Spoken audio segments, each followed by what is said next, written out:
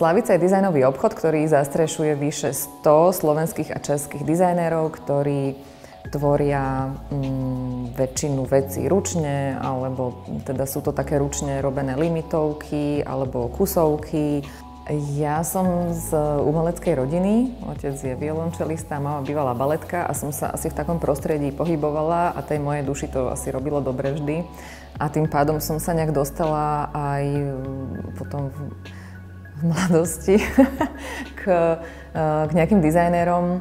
A vždy sa to dalo kúpiť iba na nejakom trhu, hej, na nejakom prieskume. Oni sa robili také úplne, že lokálne, si to pamätám niekde úplne, že také lavice zo školy tam mali 3 a niečo tam predávali a ja som si niečo kúpila. Ľudia na to reagovali, že naozaj tie veci priťahujú, nejak sa vás dotýkajú, niečo vo vás ako keby vyvolávajú, že sú niečím iné. Ja verím v to, že ten človek tam naozaj dá tú ľudskosť, tú energiu a tie veci potom majú nejakú takú auru špeciálnu.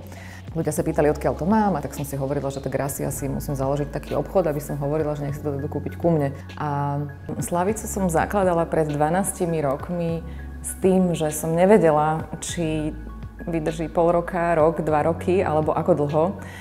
A nevedela som, ako na to tí ľudia budú reagovať, ako ľudia, či sa im ten dizajn bude páčiť, či sa budú vracať.